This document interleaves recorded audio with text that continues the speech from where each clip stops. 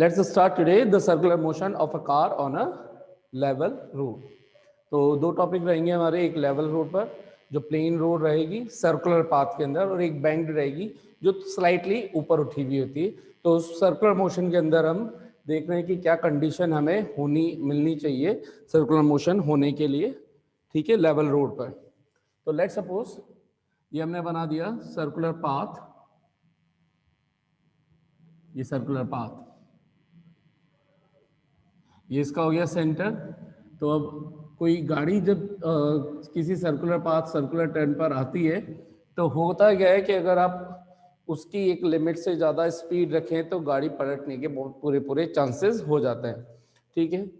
तो पहले हम देखते हैं कि क्या कंडीशन होनी चाहिए और सर्कुलर मोशन कौन प्रोवाइड कराता है। तो हमें पता है कि जो भी force during the motion picture में होता है वो फोर्स ही सर्कुलर मोशन के दौरान सेंट्रीपिटल फोर्स का काम करता है।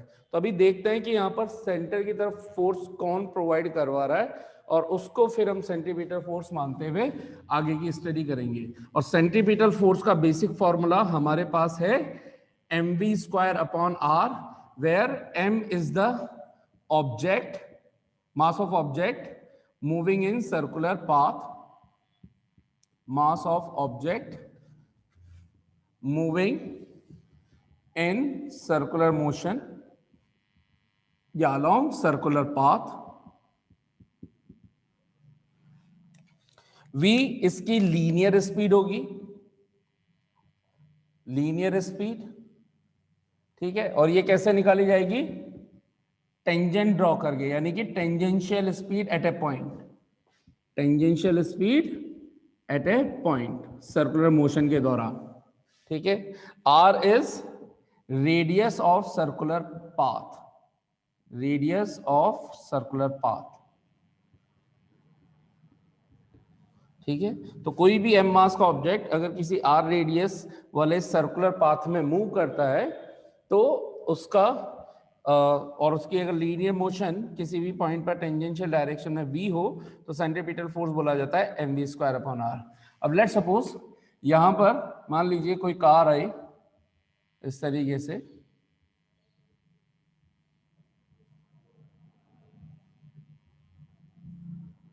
ठीक है, और यहाँ पे ड्राइवर बैठा हुआ है, मान लीजिए ड्राइवर बैठा हुआ है और इसने स्टीयरिंग पकड़ रखा है, ठीक है। ये है इसके व्हील्स, टायर। तो जब सर्कुलर पाथ के अंदर ये मूव करता है तो ये जो इसके व्हील्स हैं, टायर्स हैं और जो रोड है, इनके बीच में एक टेंजेंशियल क्या लगेगा? रिलेटिव मोशन होने के कारण एक फ्रिक्शन लगेगा।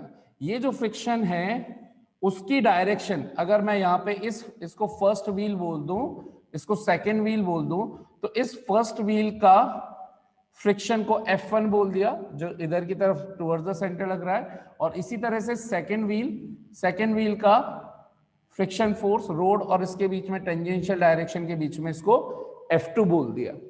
लेट सपोज इसका जो नॉर्मल रिएक्शन फोर्स है वन टायर के रेस्पेक्ट में उसको बोल दिया है R1, या आप N1 मानना चाहे तो N1 मान सकते हैं, ठीक है। रिएक्शन फोर्स R और N दोनों से रिप्रेजेंट कर दिया जाता है सिंबल वाइज, और इसी तरह से ये वाला जो है इसके रेस्पेक्ट में इसका रिएक्शन फोर्स R2 या N2 है। लेट सपोज इस पूरे सिस्टम का टोटल मास, क्योंकि अब यहाँ पे ड्राइवर समेत ये पूरी व्हीकल है, इसका मास m है, तो वो पूरा मास m लग रहा है और उसके थ्रू वेट वर्टिकली डाउनवर्ड लग रहा होगा mg, ठीक है। तो ध्यान से देखें तो यहाँ पर जो ये फ्रिक्शन फोर्स है वो किधर की तरफ लग रहे हैं? Towards the centre. तो ये जो फ्रिक्शन फोर्स है वही इस सर्कुलर मोशन के अंदर नेसेसरी सेंट्रीपिटल फोर्स प्रोवाइड करवाते हैं। So the F1 F2 together will be providing, यानी कि इन दोनों का टोटल फोर्स निकाल रहे हैं, दोनों एक ही डायरेक्शन में टुवर्ड्स द सेंटर, तो दोनों मिलकर के किसका काम कर रहे होंगे? सेंट्रीपिटल फोर्स का काम कर रहे होंगे। तो हम क्या बोलेंगे कि if any object is moving in a circular path on a level road, then their frictions will be providing the net centripetal force which keeps the object in the circular path. अगर friction force नहीं होता, अगर friction force नहीं होता तो क्या होता, ये इधर टर्न होता, टर्न होता ही नहीं, और वो जिस भी डायरेक्शन में, आप देखिएगा, सोचिए, ये अगर ये ऐसी स्ट्रेट लाइन से चल रहा है और इसको इधर की तरफ घूमना है ऐसे सर्कुलर पाथ में, तो ये जब ऑब्जेक्ट यहां पर आता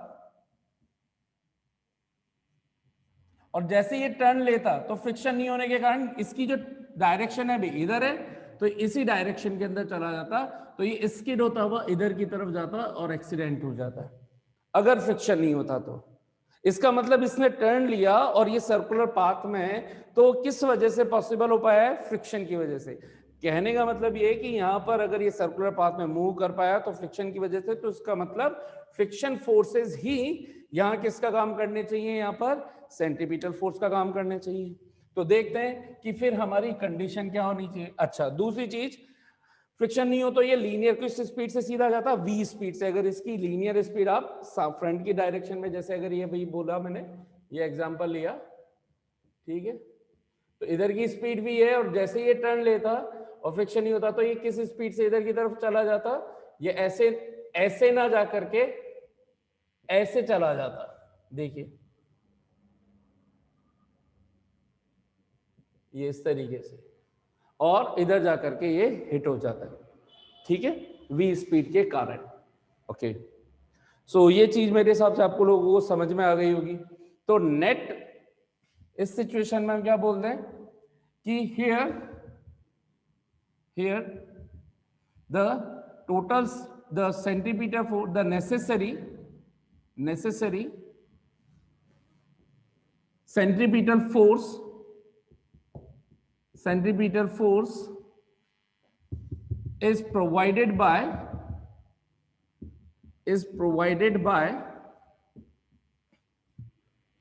total friction force, and to keep the object in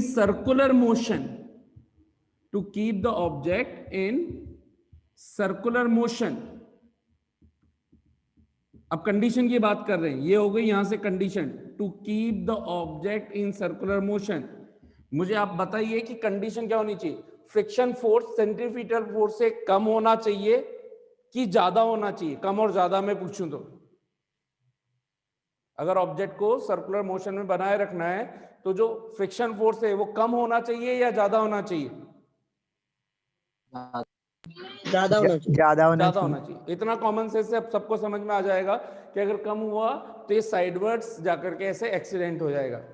max to max ये किसके हो सकता है, मतलब मिनिमम कितना हो सकता है, मैक्सिमम तो ज्यादा हो ही सकता है, मिनिमम कितना हो सकता है, इक्वल से कम नहीं हो सकता। तो हम कंडीशन क्या लिखेंगे, to keep the object in circular motion the F total should always be either greater than और मिनिमम इक्वल टू से कम नहीं हो सकता फ्रॉम सेंट्रीपिटल फोर्स। अगर एफ टोटल यहां पे पूछें तो इस कंडीशन में हम रखेंगे हियर, अगर पूछा जाए F1 कितना है, अगर इसके दोनों टायर सेम है तो उनका कोफिशिएंट रोड के रेस्पेक्ट में सेम ही होगा, म्यू मान लिया, दोनों सेम मटेरियल के हैं, रोड भी सेम है, सेम मटेरियल है, तो हम क्या बोलेंगे कि इनका जो कोफिशिएंट ऑफ फ्रिक्शन है वो म्यू मान लिया, म्यू1 म्यू2 ना मान के म्यू, क्योंकि दोनों रोड और म्यू किस पे डिपेंड करता है, सिर्फ मटेरियल पर, दो और दोनों सरफेस के मटेरियल पर ओनली, ठीक है। वन सेकेंड, तो यहां पर ये चीज अब आपको बिल्कुल अच्छे से समझ में आ जानी चाहिए कि टायर, दोनों टायर सेम मटेरियल के हैं, रोड जिस भी मटेरियल की बनी है वो भी सेम है, तो जो फ्रिक्शन भले ही अलग अलग लग रहे हो लेकिन इनका जो कोफिशिएंट है, कोफिशिएंट ऑफ फ्रिक्शन, वो सेम रहेगा, क्योंकि ये सिर्फ मटेरियल के नेचर पर डिपेंड करता है। तो अगर मैं F1 पूछूं तो F का फ्रिक्शन फोर्स का बेसिक फॉर्मूला होता है mu into normal reaction force. Normal reaction force को या तो आपने R बोल रखा है या N बोल रखा है, R1 लेकर के काम कर रहे हैं तो यहाँ पे लिख देता हूँ म्यू R1, और F2 बोलूंगा तो ये हो जाएगा म्यू R2। अगर ये सिचुएशन हो गई तो देयरफॉर एफ टोटल निकल गया हमारे पास F1 plus F2 mu R1 plus mu R2, ठीक है, एक्सक्यूज मी। तो ये हमारे पास रिलेशन आ गया mu R1 plus mu R2, common mu R1 plus R2, F total. Equation number इसको बोल देता हूं मैं 2, ठीक है। हियर अगर यहां पे वर्टिकल डायरेक्शन के अंदर FBD देखें तो नीचे फोर्स लग रहा है mg और ऊपर फोर्स लग रहा है R1 R2, लेकिन वर्टिकल डायरेक्शन में तो कोई मोशन नहीं है। तो here in vertical direction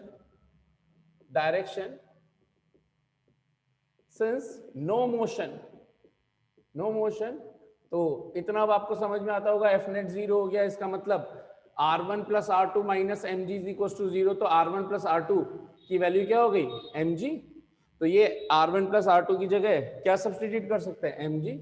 so equation 3 से इसमें सब्स्टिट्यूट कर दूं, सो F टोटल की वैल्यू क्या मिल गई है मैं mu mg, equation number 4। And since FCP is equal to mv square upon r, equation number 5, so by 4 and 5 into 1 we got the condition F total की value mu mg is greater than equals to mv square upon r। m से m cancel हो गया, ठीक है। अच्छा, क्या M क्या है, क्या कंडीशन, मतलब क्या निकालना चाह रहे हैं कि आपको कितनी स्पीड रखनी चाहिए। तो मैं इसको घुमा के लिख रहा हूं, ध्यान से देखना। v square upon are is less than, ये ग्रेटर है और ये लेस है। तो अगर मैं इसको इधर लिख दूं v स्क्वायर अपॉन आर, तो ऐसे लिखूंगा यहाँ पर v square upon are is less than और equal to mu g. So v square is less than equal to mu R g या आर म्यू जी। v क्या हो गया, less than equal to under root mu R g. तो आप अगर ये इसकी क्या है मिनिमम स्पीड, आपको v हमेशा v मैक्सिमम अगर यहां पे पूछूं तो ये कंडीशन क्या बता रही है, v मैक्सिमम ज्यादा से ज्यादा कितना होना चाहिए, रूट म्यू आर जी, वरना हमेशा इससे क्या रहना चाहिए, कम। So this speed should always be either less than to root mu rg or equals to mu rg. That means if v will be greater than to mu rg, accident will happen. v cannot be greater than to mu rg। तो जब भी आप circular road पर गाड़ी चलाएं तो तुरंत calculate कर लें कि रेडियस कितनी है, जी की वैल्यू पता होती है 9.8 और आपके कोफिशिएंट फ्रिक्शन का पता रखें कि भाई मेरा टायर कैसा है कैसा नहीं है, तुरंत कैलकुलेट करें, आपको पता चल जाएगी कि सर्कुलर पाथ में अगर टर्न लेना है तो आपको अपनी स्पीड कितनी रखनी है। तो एक्सीडेंट सर्कुलर टर्न पे होने का रीजन क्या होता है, जो ड्राइवर्स होते हैं वो स्पीड कम किए बिना अपनी गाड़ी को टर्न ले लेते हैं और उनकी स्पीड इस वैल्यू से ज्यादा हो जाती है, जैसे ज्यादा होती है उनकी गाड़ी पलट जाती है। That's the reason. So always to move along or to keep the object in a circular path, in circular motion, the speed of the vehicle should always be either less than or max to max equal to root mu rg. This is the condition to move along a circular path, that is circular motion of a car on a level road. How many of you understood it fully? Now let's discuss, ये चीजें complete हो चुकी है, हम condition obtain कर चुके हैं कि इससे कम स्पीड नहीं होनी, इससे ज्यादा स्पीड नहीं होनी चाहिए, ठीक है। अब बात करते हैं कि बैंकिंग, आपने देखा होगा कि बहुत से सर्कुलर हिली एरियाज वगैरह पे जहां पे टर्न बहुत ज्यादा होते हैं, वहां से साइड से रोड को, किनारे वाली साइड से, जैसे ये तो सेंटर वाला पाथ है तो जो उसकी आउटर एज है उस पे थोड़ा सा रोड को ऐसे उठा दिया जाता है, इंक्लाइन कर दिया जाता है। उसका रीजन क्या है उसका कि क्यों, और इसी प्रोसेस को, ऊपर उठाने वाले प्रोसेस को, इंक्लाइन करने के प्रोसेस को ही क्या बोलते हैं, बैंकिंग ऑफ रोड। तो ये सर्कुलर पाथ है और यहां से क्या किया, रोड ऐसे पहले फ्लैट थी, यहां से इसको ऐसे ऊपर उठा दिया, ठीक है। लेट सपोज इसको थीटा से ऊपर उठा दिया, तो अब जो व्हीकल होगा वो यहां पर ऐसे आ रहा होगा और ये इसके व्हील होंगे, तो ये व्हील का फ्रिक्शन अलोंग द सरफेस लगेगा, तो ये व्हीकल बना दिया साहब। ये इसका टायर, ये इसका टायर, ये F1 इधर लगेगा, F2 भी इधर लगेगा, ये F1 F2, आप चाहो तो टोटल FB मान सकते हो, इसको एक सिंगल फोर्स मान के भी काम कर सकते हो कि नेट फोर्स F, क्योंकि म्यू सेम रहने वाला है तो इसका नेट फोर्स R मान लोगे। ठीक है, तो आप चाहो तो ऐसे कर लो, आप चाहो तो एक सिंगल फोर्स मान करके भी आप इस काम को आप कर सकते हो। ठीक है, तो मैं यहाँ पे एक सिंगल फोर्स मान के करता हूं ताकि आपको थोड़ी सी आसानी लगेगी उससे। तो इन दोनों का नेट इफेक्ट F मान लिया, ये वाला है ना, और R1 R2 का टोटल इफेक्ट को R मान लिया। तो इसके हिसाब से नेट रिएक्शन फोर्स लग रहा है ऊपर R, ये M मास है, mg लग रहा है नीचे। तो ध्यान से देख करके बताइएगा कि ये अगर इंक्लाइनेशन थीटा है और सॉरी ये mg नहीं, mg तो वर्टिकल डायरेक्शन में लगता है ना, ये है mg, तो बता सकते हैं क्या कि ये एंगल कितना होगा, ये वाला एंगल थीटा था, तो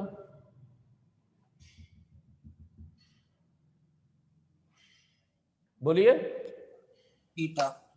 थीटा, ये पहले से हमने कर रखा है हिसाब, है ना, इंक्लाइन प्लेन पर आप लोगों को पहले से मैं बता चुका हूं बहुत बार कि ये डायग्राम याद रखें कि ये अगर थीटा होता है, यहाँ कोई ब्लॉक होता है तो इस जगह पे ये mg होता है और यहाँ पर इसका जो परपेंडिकुलर सरफेस होती है वो ये होती है, ये वाला एंगल जो होता है वो थीटा बन जाता है।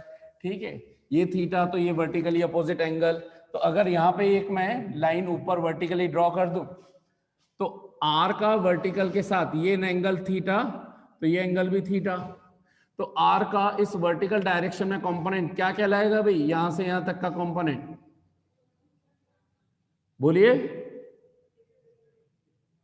ये कंपोनेंट क्या बोला जाएगा, अरे यार भोर दिमागो बोलो ना, ये R है, ये थीटा है, थीटा की तरफ रोटेट करते हैं तो कंपोनेंट क्या मिलता है, R cos theta, R cos theta. ठीक है, तो ये R को ही तो आप थीटा की तरफ घुमा रहे हो, तो ये कंपोनेंट यहां से यहां तक का कंपोनेंट क्या बोला जाएगा, R cos थीटा। तो ये R cos थीटा हो गया वर्टिकल डायरेक्शन में, वर्टिकली अपवर्ड, mg के जस्ट अपोजिट, और इसका along the incline plane, along the surface, ये कंपोनेंट क्या हो गया, ध्यान से देखें तो R sin थीटा। ठीक है, this is R sin theta. ध्यान से देखें तो अगर यहाँ पे एक सिंगल फोर्स F की इमेजिनेशन करूं, फ्रिक्शन फोर्स F है ना, तो ये है लग रहा है F, ये एंगल है थीटा, डायग्राम देखिएगा फिर से, F लग रहा है इसी डायरेक्शन के अलोंग, तो ये एंगल कितना होगा, ये एंगल, ये हॉरिजॉन्टल के साथ एंगल थीटा है तो ये एंगल अल्टरनेट एंगल कहलाया ना, तो ये भी तो थीटा हो गया। तो अगर यहाँ पे थीटा ले लूं हॉरिजॉन्टल डायरेक्शन में, तो ये F का कंपोनेंट अगर इधर निकालूं तो एक परपेंडिकुलर ड्रॉ कर दिया, तो यहां से यहां तक का ये कंपोनेंट कितना बोला जाएगा, जल्दी बोलिए, बोलियो बोलो, F cos थीटा। समझ में आ गया, ये वाली डायरेक्शन नहीं, sorry, this is the direction है ना, horizontal direction R sin theta, R sin theta, ठीक है, ओके। ये F है, F का एक कंपोनेंट ये आ गया आपका F cos थीटा, और एक कंपोनेंट ये आ गया नीचे वाला कंपोनेंट, ये क्या हो गया, F sin थीटा, जो अलोंग द mg है, mg जिस डायरेक्शन में लग रहा है वर्टिकली, उसी डायरेक्शन में कौन लग रहा है, F sin थीटा। इसको हटा देता हूं अभी मैं, ठीक है, ये समझ में आ जाएगा आपको, F sin थीटा। क्लियर, ये डायग्राम भाई अच्छे से क्लियर होना चाहिए, इसलिए मैंने सेपरेटली F का डायग्राम बना दिया कि ये वाला angle, this angle is theta, alternate angle बन रहा है, ये थीटा तो ये थीटा, ये डायरेक्शन F की है तो ये F cos थीटा हो गया, ये F sin थीटा हो गया। और दूसरा जो R के रेस्पेक्ट में देख रहे थे, वो देख रहे थे, तो यहां से ये mg था, ये थीटा था, तो ये वाला जो परपेंडिकुलर डायरेक्शन में होता है ये थीटा हो जाता है, तो ये भी थीटा हो जाता है, तो ये r था, तो ये r cos थीटा हो गया और ये r sin थीटा हो गया।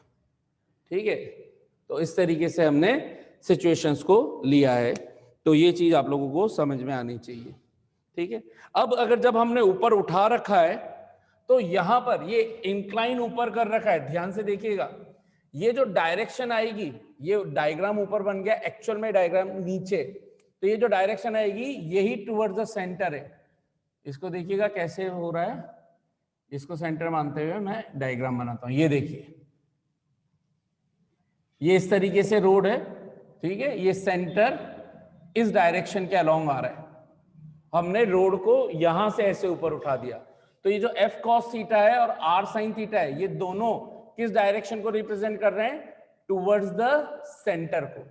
तो अगर यहां पर ये दोनों टुवर्ड्स द सेंटर को रिप्रेजेंट कर रहे हैं, तो ये दोनों मिलकर के कौन कौन, r sin थीटा और f cos थीटा, ये दोनों मिलकर के सेंट्रीपिटल फोर्स का काम करने चाहिए। ठीक है साहब, करने चाहिए, तो हम यहां पर इक्वेशन बनाए, तो r sin theta plus r cos theta condition wise greater than should be equal to, अभी हम डायरेक्ट पहले एक काम कर लेते हैं, मिनिमम के लिए समझ लेते हैं, तो r sin थीटा प्लस ये r sin थीटा इधर प्लस f cos थीटा, ये भी इधर f cos theta, it should be equal to centripetal force, greater than equal to रख सकते हो, हम इक्वल टू लेकर के करते हैं ताकि इक्वेशन की टर्म्स में बात की जा सके। टोटल फोर्स हमें पता ही है f कितना होना चाहिए, f किस डायरेक्शन में, इस डायरेक्शन में, म्यू r, f की वैल्यू होती है म्यू r।